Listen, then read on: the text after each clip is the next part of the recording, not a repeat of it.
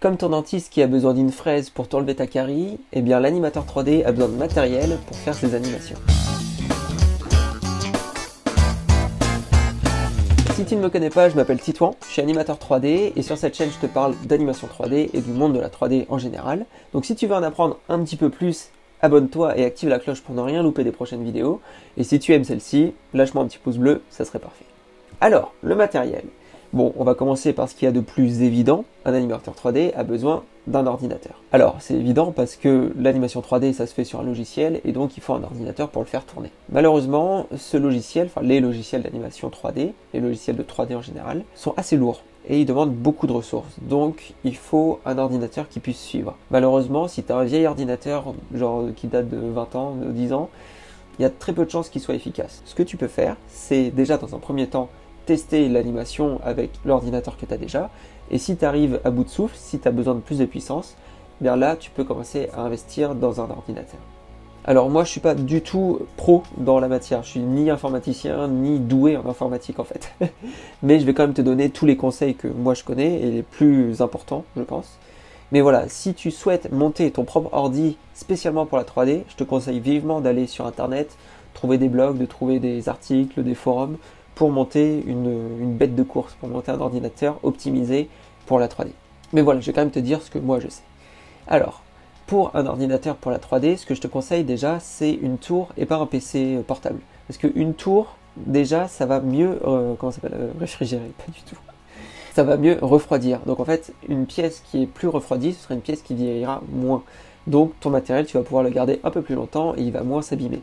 Donc voilà, je pense que c'est important d'avoir une tour plutôt qu'un PC portable. Moi je tourne sur PC portable, mais c'est parce que j'avais pas le choix, parce que j'ai beaucoup déménagé. Le prochain ordi que je vais prendre, ce sera sûrement une tour sans hésiter. Mais voilà, il faut aussi que tu saches, si tu souhaites devenir animateur 3D, que tu as la chance de faire le poste dans la 3D, enfin un des métiers dans la 3D qui consomme le moins d'énergie, enfin le moins de ressources pour ton ordinateur.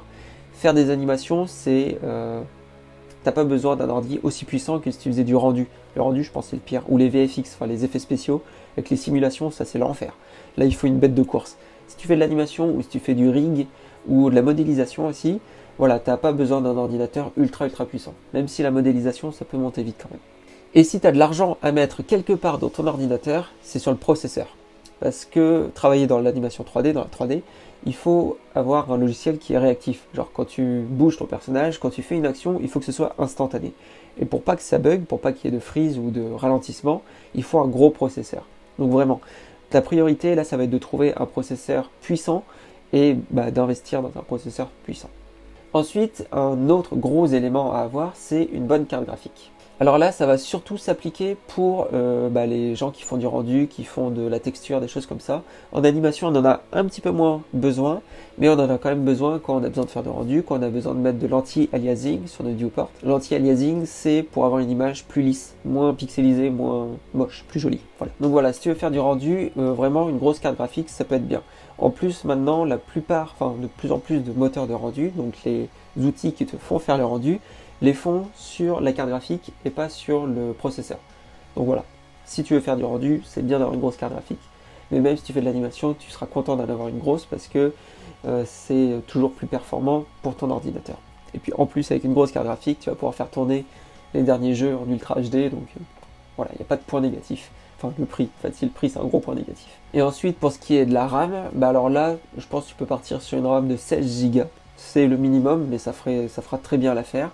Après, tu peux avoir 32 ou 64, là, ce serait en fait que mieux, parce que un ordinateur plus puissant, c'est un ordinateur plus performant.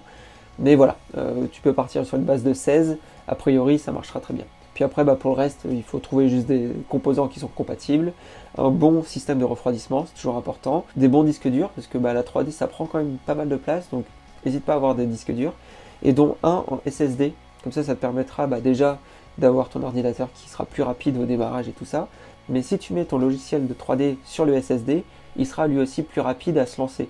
Donc voilà, ça peut être intéressant, mais ça coûte assez cher, donc voilà, si tu dois faire un compromis, ne pas avoir de SSD, c'est pas très grave, c'est juste un peu plus chiant.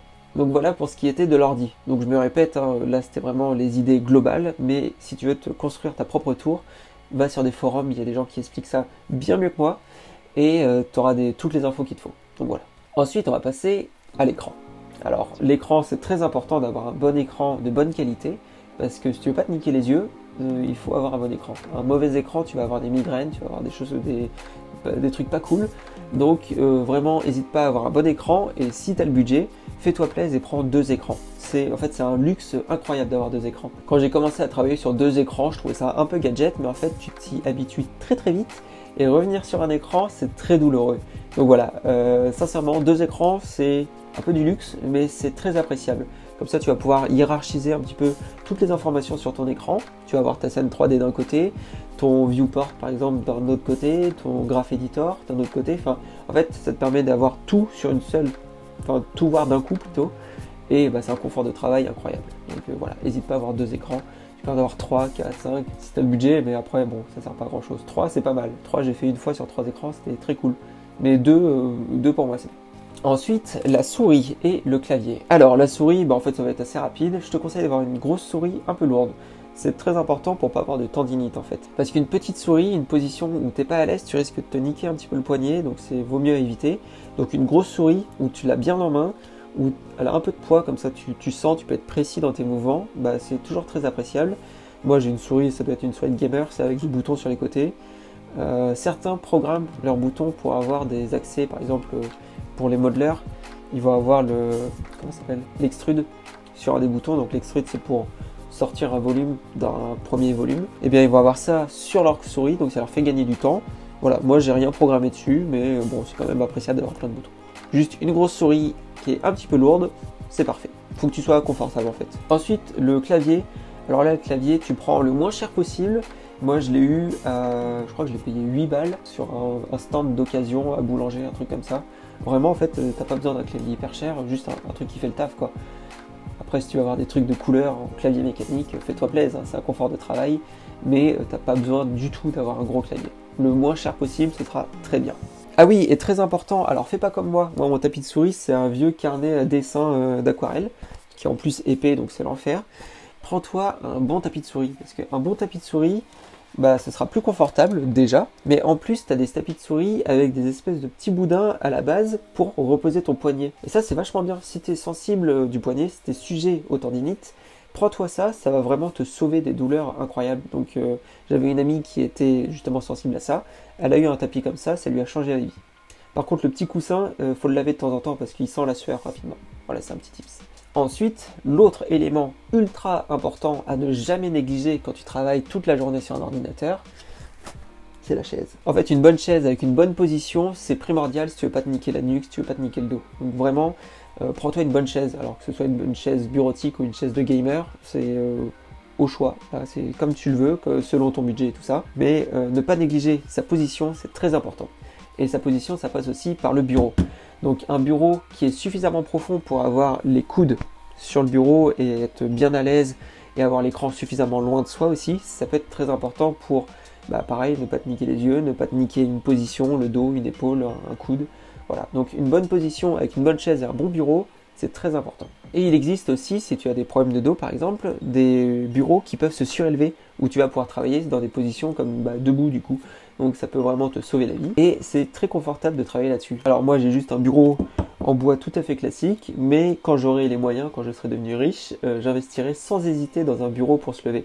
Parce que travailler assis toute la journée, ça peut être chiant. Donc voilà, si tu peux te lever de temps en temps, ça peut être cool aussi. Si tu as des problèmes de dos, c'est le genre de solution qui existe aussi pour toi. Et bien sûr, tout ça, tu as dû t'en rendre compte, mais malheureusement, ça va coûter très très cher. En fait, tout ce genre de matériel, du matériel de bonne qualité, les prix sont rapidement très élevés et à la fin, tu as une facture énorme. Donc, mon conseil, n'achète pas tout d'un coup et achète que ce que tu as besoin. Par exemple, moi, le bureau pour surélever, là, j'en rêve, mais bon, j'ai pas les moyens, donc je le paye pas tout de suite, je l'achèterai pas tout de suite. Mais voilà, toi, fais pareil. Achète les choses étape par étape. N'achète pas tout d'un coup, parce que si tu achètes tout d'un coup et que dans un mois, tu te rends compte que l'animation, c'est pas vraiment fait pour toi, tu auras casqué pour pas grand chose. Enfin si, maintenant tu auras un super setup pour jouer aux jeux vidéo en Ultra HD 4K, mais bon, ça fait cher le jeu vidéo quand même. Mais voilà, donc acheter étape par étape, petit à petit, c'est aussi très très bien et ça te permettra d'amortir le prix quoi, et de pas tout dépenser d'un coup. Et bien sûr, tout ce que je te dis là, c'est pour chez toi en fait. C'est pour si tu souhaites apprendre l'animation 3D ou si tu souhaites devenir freelance.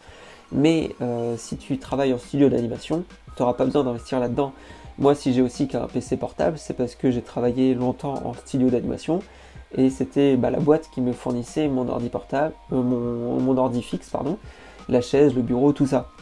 Et en plus, la plupart des boîtes, il suffit de communiquer avec eux, mais si tu as des problèmes de dos, si tu as envie d'un bureau pour te surélever, en général, ils en ont en stock, mais ils les sortent pas pour tout le monde parce que ça coûte cher. Mais dès que tu en as besoin, ils t'en installent un pour toi. Il y a aussi des petites cales pour les écrans, pour les surélever. Moi, en ce moment, je surélève mon ordi avec une casserole. Voilà, ça fait le taf aussi, avec un super fait-tout. Mais bon, si tu as des boîtes un petit peu plus adaptées où tu peux ranger des choses dedans, c'est aussi tout aussi bien. Voilà pour ce qui est du matériel de l'animateur 3D et du graphiste en animation 3D.